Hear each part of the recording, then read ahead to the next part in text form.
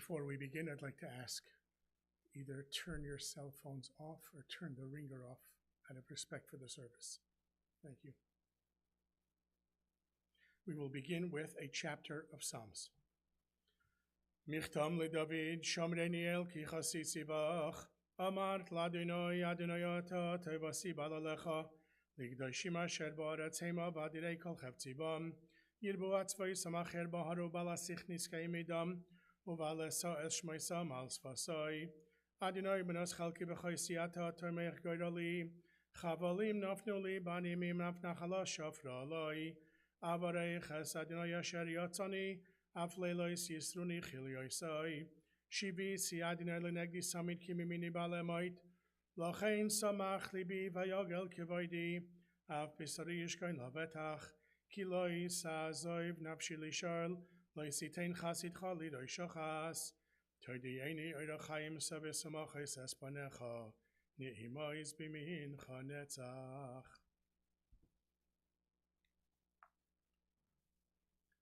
I'd like to call on Sophia to share her thoughts this afternoon.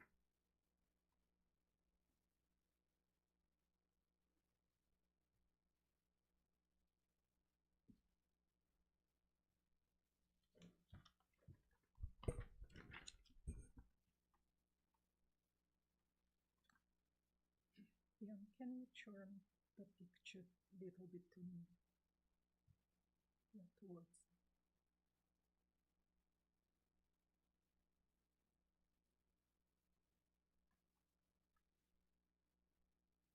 Mamulia, that's how I always called you. We are sending you to your resting place with Grigory. Your journey began long time ago in местечко Karma, Belarus in 2029. I learned about your childhood story from your endless, very detailed conversation you insisted I listen to over and over again during your darkest period of your life.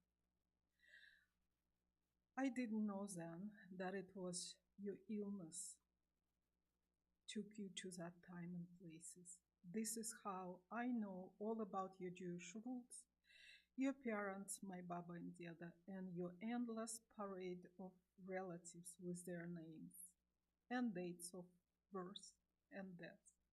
That is how I know the names of all those that perished in Holocaust, and about your beloved Kalmashka that you had to leave behind Klintsy on June 23, 1941. How you traveled to Siberia on the open platform of the freight train going east, carrying equipment evacuated from the factories. How you had to jump off the train when the German planes were bombing your route all the way to Volga. How it took you a month to get to your place where you spent the whole 5 long years in evacuation, and how your mother, my Baba Chaya, observed Shabbos and all Jewish holidays without any calendar. Upon your return to Klintsy, you finished high school and then begged your parents to let you go to Leningrad to Ekonomicheski Institute. 4 years later, they, the Communist Party, sent you back to задолбленные Klintsy по распределению. Many years later, I told you that instead of being the outstanding student, you should have been looking for a nice Jewish boy with propiska in Leningrad. But then again, I won't be me. There in Klintsy, ты была сосватана to Grigory, who took you to Minsk, and there were 2 other very significant part of your life took place. I was born in 1956. Not in Stolice, Minsk, but back in Klintsy, where your best friend was a gynecologist and delivered me. Then back to Minsk. I'm not going to bore you with the whole story of your life there. However, one very profound thing that happens there is how you guided all of us, including all our mishpucha to Canada. See, it has to do with Grigory. He was a big Profsoyuz boss in his cech. To earn a bit more money, he and his team of trusted friends took an extra cashback and curricular work. They made little more money and shared it with head engineer of the factory they worked at. Grigory Сябры настукали and he was out for a trial for bribery. It took a bribe to the judge to free Grigory out of prison. That is where you, Mamula, took this in your hands and made a decision to take all of us from this corrupt Gniloi country. You became a matriarch of this family. The immigration followed and we all ended up in Vancouver. Let me tell you something about my Mamula that you may not know, or do you? She was shopaholic. Way back in Minsk, she would close all the stores at the end of the month, hunting for deficit. She would buy whatever she could, staying in all the lines, and then sold it for a little profit or bartered it for what she needed. This love of shopping followed her in Canada. At first, they, Grigory and you, scoured all garage sales and accumulated an impressive collection of tchotchkes. Then, to your absolute delight, winners came to Vancouver. There, you had две радости. One, when you bought a treasure,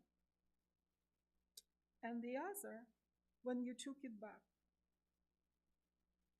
Mamula, I'm a product of your life, ingenuity and guidance and wisdom. Through all your life, I was side by side to you to your last breath. Love you always. P.S. When it's my turn to join you, I hope you will show me все места for good shopping.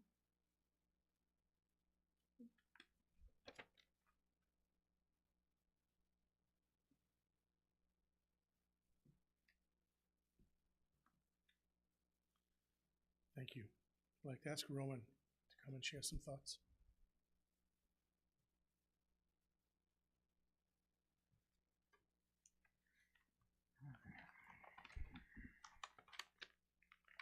Okay, Roman, son of Ina and Grigory. My mom, born Solotkina in Palar, was born on August 15, 1929, in a small town of Karma near Gomel in Belarus. She was the oldest of two children to my grandparents. Chai and Isaac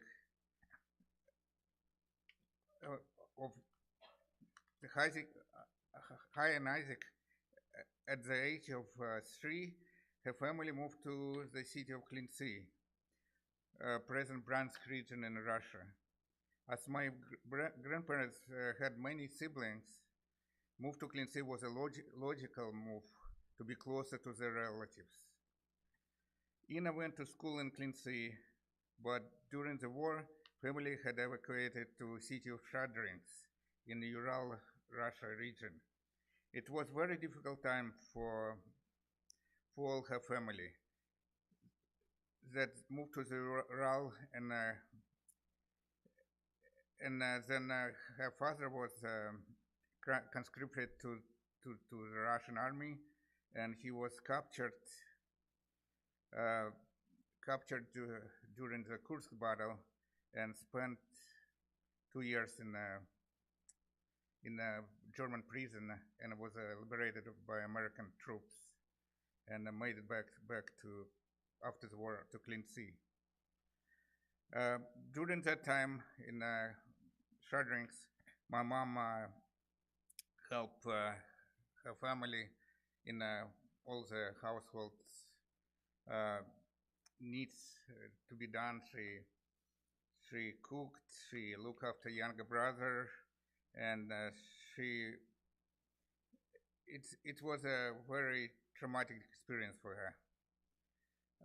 Her father was Jewish, and he, during the war, he pretended to be my grandfather. He pretended to be Tatar, the Muslim, and even he met people that knew him, nobody betrayed him, and he managed to survive the war and come back. That whole experience with my grandfather and, according to my mom, and the whole the experience in Ural Mountains in the wartime had a very profound effect on my mom. It's forged her, shaped her character. In the family returned to Klintsy after the war, and her father rejoined them there. And in 1947, after graduation from high school, Ina went to Leningrad, present St. Petersburg, to study the economics. Living in Leningrad by herself, she always had helped her family in Klintsy by sending food, rations, and basic goods for her parents and younger brother. In 1952, she had completed her study and was at the Leningrad University, and was then worked in the city of Bryansk at the brick production factory. She didn't like that job too much, but it was closer to home, to Klintsy. She could travel and see her family. At that time, my dad, Grigory Paller, was an apprentice at the local textile mill factory, and he lived with my mom's uncle. And it was his idea that my uncle to introduce Ina to Grigory. And shortly after they met, and shortly after a romance, after looking, my dad proposed to Ina. And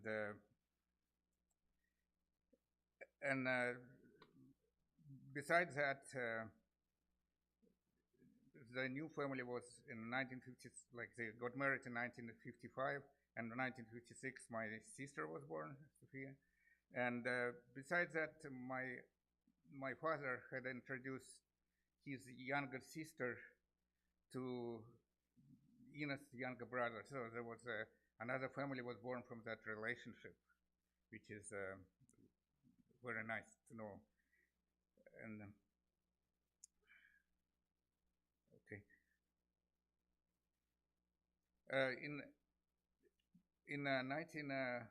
approximately 1959, the whole family moved with my sister moved to Minsk, because I think my dad had relatives there, and also because there was opportunity for him to work in a local textile mill as a German machinist. Okay, so first when Ina came to Minsk, she worked as a clerk in a post office, but later on she got to the same textile mill where my dad worked to be economist, and that's where she spent all her career in the Soviet Union. In 1967, my mom had health care, big health care. She had, it's maybe trivial now, but she had gallstones. And although it may not sound it might sound benign now, but back then it was a big deal, and she barely survived. And that experience too had some relevance on her well-being afterwards. She always said God wanted me to survive. So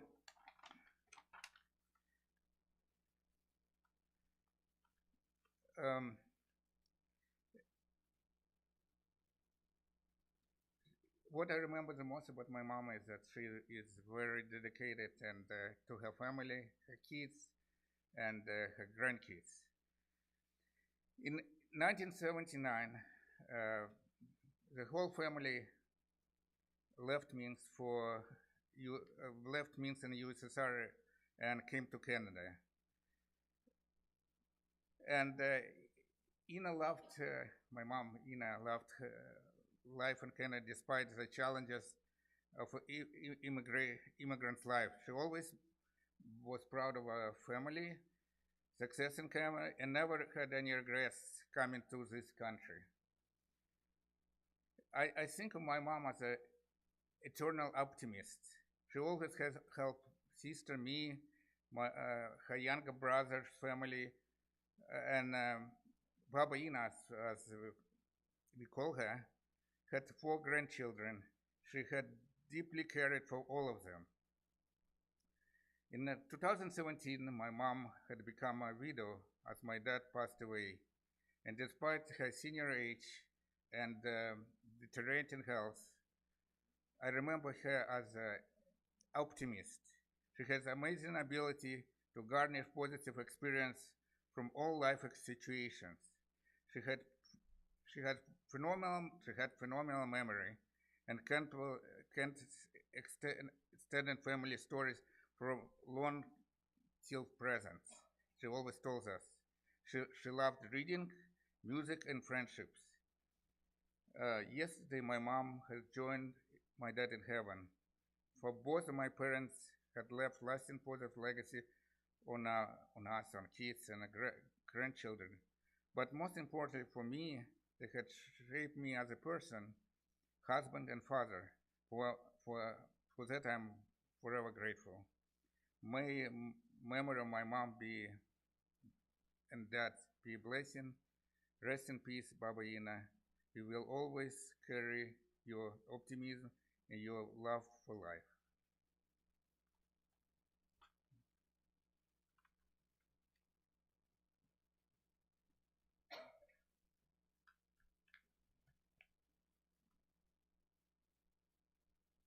Thank you, Roman. Hold on, Elena.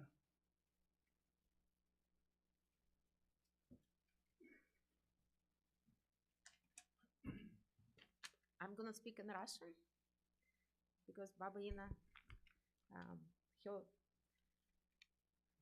language was Russian, the first language, and I want to say in Russian as well. Я хочу сказать о Бабе Ине, как мы все называли ее в семье, как о человеке. Она была настоящим матриархом семьи Палеров, Вольповых и Солодкиных. Когда она прибыла в Канаду, ее семья встала более-менее на ноги. Она сделала все возможное и невозможное, чтобы семья ее брата тоже приехала в Канаду. Когда это произошло, Инна и Гриша помогали, чем могли, чтобы они устроились на первых порах. Инна искренне радовалась успехам своих детей и внуков и гордилась ими. Она всегда видела позитив, даже тогда, когда другие его не видели, и вселяла надежды на успех. Она очень любила читать, любила художественную литературу и могла часами обсуждать прочитанное. У нее была феноменальная память, и она помнила такие детали из своей жизни, которые произошли много-много лет назад. Но она помнила это так, что перед слушателем вставала живая картина, вплоть до деталей одежды. Она любила шопинг и делилась радостями своих покупок и демонстрировала их. Она любила дарить подарки, и из каждых своих путешествий она обязательно привозила своим внукам что-то особенное. Она любила слушать оперных певцов, интересовалась жизнью Канады и мировыми событиями. У нее было чувство юмора и здорового сарказма. Она отлично готовила и делилась своими рецептами со мной и с моей дочерью, которая полюбила готовить благодаря бабе Ине. Они часто готовили пиццу во время ее визита к бабушке. Это было самое любимое блюдо. для моих для моих детей, для Кларенса и Виктории. Я хочу сказать огромное спасибо бабе Ине за ее душевное тепло и заботу. Пусть она знает о том, что все присутствующие члены ее семьи благодарны ей за все, что она делала. Она любила Канаду и хотела, чтобы все нашли в Канаде свое счастье. И за это ей огромное спасибо.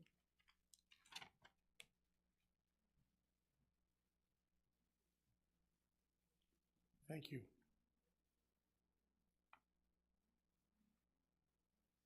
Call on Benjamin.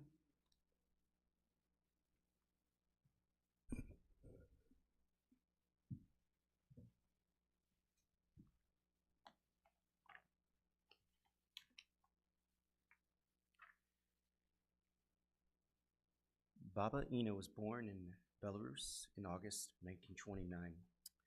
She witnessed so much in her lifetime. She was a Holocaust survivor and during her childhood had to survive by fleeing her home and travel by train and foot for months. Her stories were both harrowing and chilling sometimes. She lived and saw and remembered everything with incredible detail, but it didn't diminish her kindness and her heart. Ina had an incredible courage right to the end. I learned that it was Ina who was the driving force for her family to immigrate to Canada. It was her courage and foresight that she saw a better future for her family here in Canada. Baba Ina was one of the most influential persons in my life. I learned to be patient and kind from her. I have many fond memories with her, like taking her to the Nutcracker Ballet. She lit up ear to ear during the show. After the show, she told us she felt like a young girl again back in Leningrad. She had a sense of adventure, liked to travel on cruises alone, but she also enjoyed the simple things too. We would enjoy plays and musicals and restaurants together, but one of my fondest memories was just watching our favorite TV show, CBC's Murdoch Mysteries. Baba Ina loved life. She was known as a social butterfly who loved a good conversation, could outshop just about anyone, especially at Costco and Winners. She was always up for an adventure, whether it was one of her many cruises, but her greatest joy in life was, without a doubt, being my Baba, in my opinion. For most of my childhood, I thought her name was simply Baba, and it wasn't until much later that I learned that she went by another name, Ina. Mine and Baba's loves was captured perfectly in one of my last memories with her. When I was in grade school, I wrote a poem for Baba Ina. The poem failed to impress my teacher, but it earned an A+ with Baba. Many years later, I rediscovered the poem, framed and being treasured in her home. On Ina's final hours on this world, I asked Baba Ina,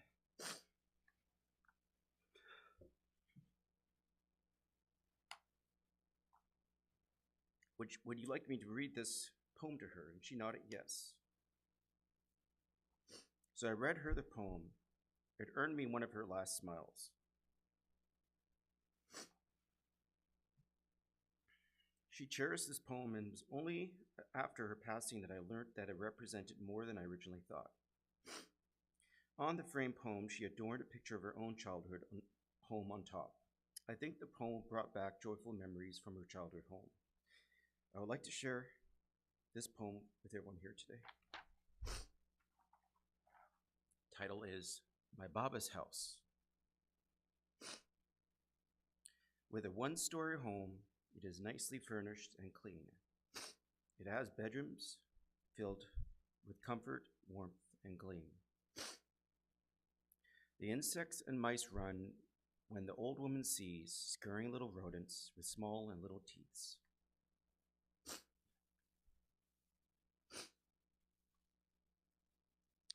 Located in a round elliptical circle near no streets, it is usually quiet and has no loud and annoying beats. The friendly little old lady, always cleaning at home, then remembers a little joke about a small little gnome. Small and tidy it is, with no dirt or dust in sight. This little home it is will give you a nice night. Blinded in darkness after her sun sets, the little old lady sleeps in her 2 queen-size beds. This little home in a dark and lonely night then starts its routine once again for the next light. With aging old wood and musk in the home, there is a small kind old lady cleaning a small electric stove. This is not an old small cottage in some enchanted land. Really, it has nice and friendly people with a helping hand. That's it.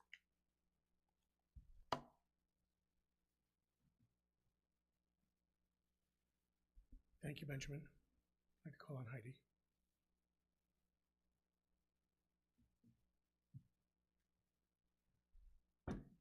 When Ben and I first started dating, I learned very quickly that Baba was difficult to shop for.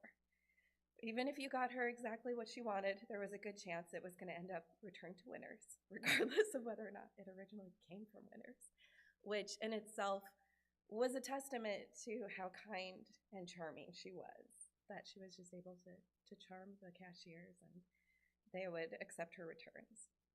So Ben and I pivoted, and instead of buying her gifts, we started treating her to lunches or different experiences to spend time with her. And those have become some of my favorite memories. Some of them were simple, just going to Olive Garden or to White Spot or Cactus Club for lunch. We went to the Nutcracker Ballet with her, where she smiled ear to ear the whole time. We took her to the opera, to Yevgeny Onegin, where, to my amazement, she remembered the poem from her childhood in Russia and was able to recite it along with the performance. One of my favorite memories was we took her to Shenyun, which is like a Chinese Cirque du Soleil that comes to town every year. And it was terrible. They kept dropping the balls, the performers were tripping on stage, and Ben and I looked over at each other like, oh, this is embarrassing. Sorry we took her to such a bad show. And then we looked over to Baba, who was just clapping along and smiling. And after the show ended, we asked her, what did you think? And she said, oh, it was wonderful. She had the best time. And I think that is just such a good memory for how much joy she had for life, how much joy she found. Like Roman said, she was an eternal optimist. She found the good in everything, even terrible performances. And, I think over the years, Ben and I thought that we were giving Baba a gift by doing these experiences with her. And as I looked back at these memories, it's really Baba who was giving us the gift of her time and her joy and her love.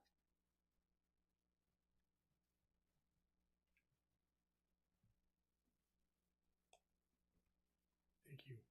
Call on Victoria.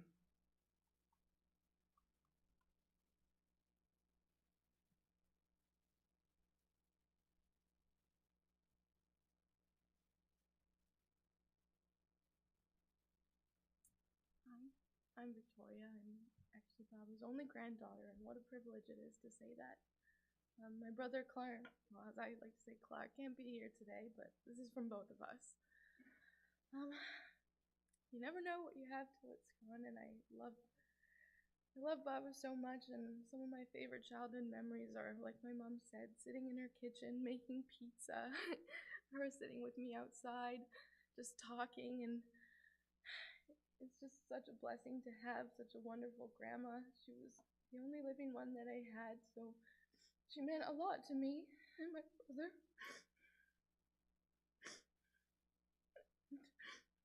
I'm really proud that when I look in the mirror, I see a lot of qualities that she had. I also love Olive Garden. I also love shopping. I also love sitting with my friends and talking for hours. And I know all of these qualities came from my amazing grandma. She's hardworking, she's dedicated, and she always saw the good in everybody. I love her so much, and there's so much that I wish that she could have seen from me, but I'm so proud that one of my last memories with her was telling her that I'm going to medical school, and I'm going to make her really proud forever, and I'm going to hold every quality that she had. I want to be positive, I want to see the best in everyone, and I know that she's always going to be with me to do that. Clark feels the same way, and I know he wishes he was here. But to my my best Baba in the whole wide world. Я тебя люблю. And you'll always be with me, and I'm gonna make you proud, I promise.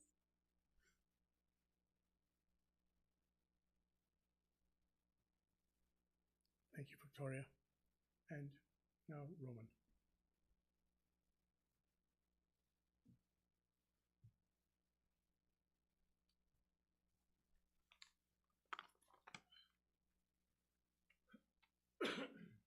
По-моему, почти все было сказано. Я хочу сказать несколько слов о моей теще. Мы здесь собрались to celebrate моей теще долгую жизнь на этой планете. Когда я впервые встретил мою будущую тещу, mother-in-law, я сразу знал, чего ожидать от моей будущей тещи. Дорогая теща, твоя жизнь оборвалась неожиданно и оставляет боли в моем сердце. Ты дала много за свою жизнь, твои умение быть выдержанной, твою любовь в нашей семье. Спасибо за все это.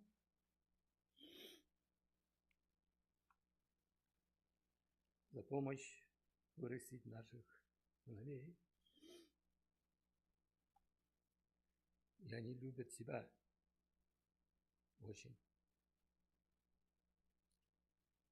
Спасибо за все.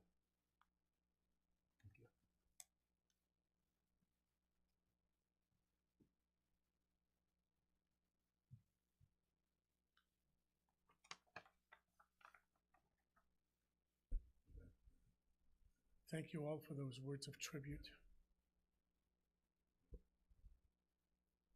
What greater honor or privilege is there for a mother, a grandmother, a mother-in-law, to hear her children and her family speak of her praises.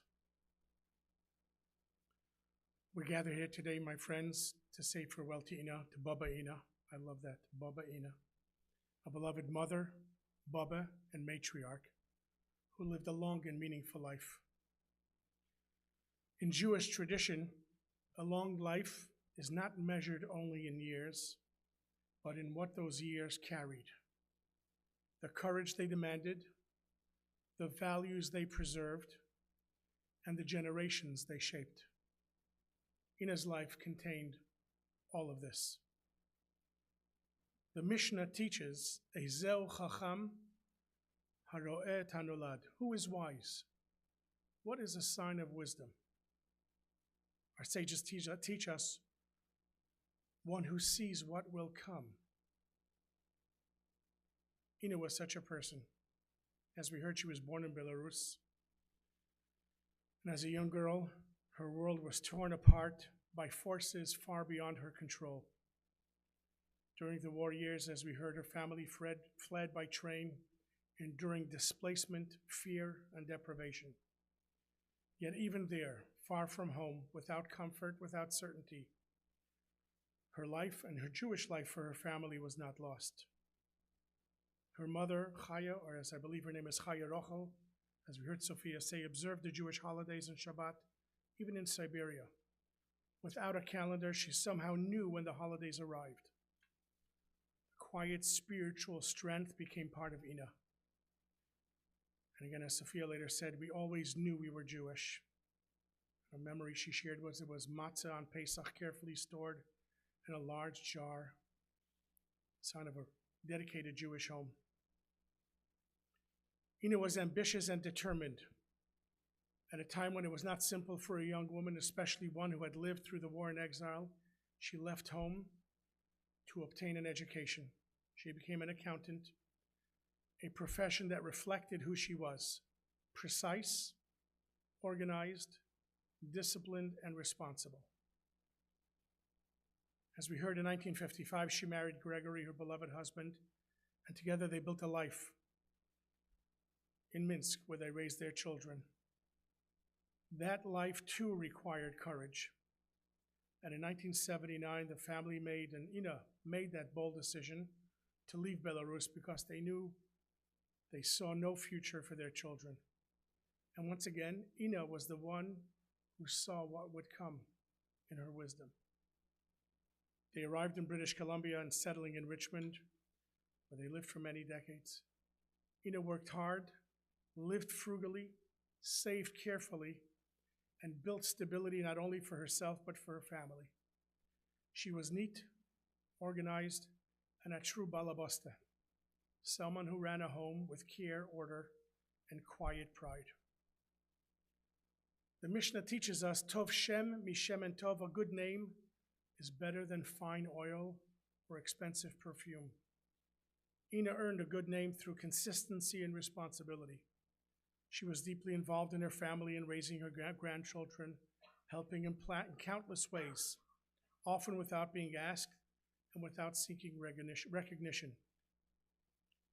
After Gregory passed just a few short years ago, Ina continued to live with remarkable independence, living on her own well into her 90s. Only when she could no longer manage alone did she allow herself to accept help, another sign of her strength and self-respect. Ina understood Yiddish, the language of her parents and of her past. She learned it because when her parents wanted to speak privately, they used Yiddish. Even that detail tells us something.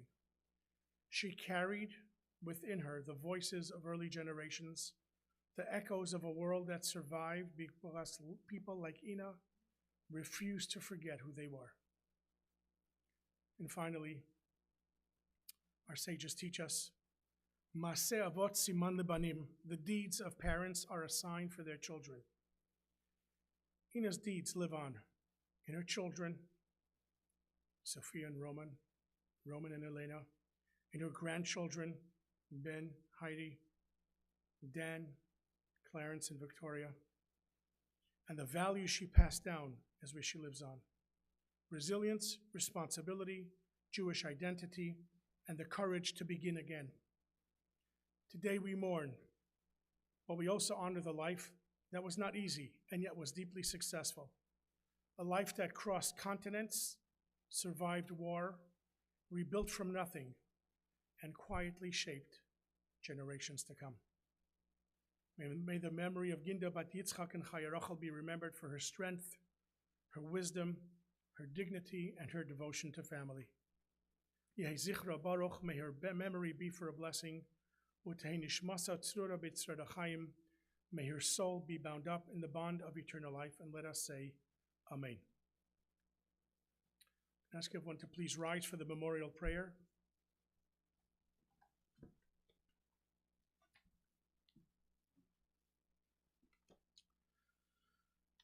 El Malei Rachamim, Shoichein Bamroimim, Hamtzei Menuchanochain Al Kanfei Ashchina, B'Malois Kedai Shimut Ha'irim, Kezoyad Horokia Mazidim, Es Nishmas Ginda Bas Isaac Shalcha Li'olama, Bavur Shanachnu Mispalalim Biad Askaras Nishmasa, B'Ganei Dentei Menuchasa, Lochein Bal Harachamim, Yastira b'seisek knafav li'olamim, v'yitzror b'yitzror yachayim es nishmasa, Adonai hu nachalasa, v'sanuach b'shalayim al mishkava, v'noimar amen. At this point, I'm going to call the pallbearers to please come forward as we prepare to go out to the interment.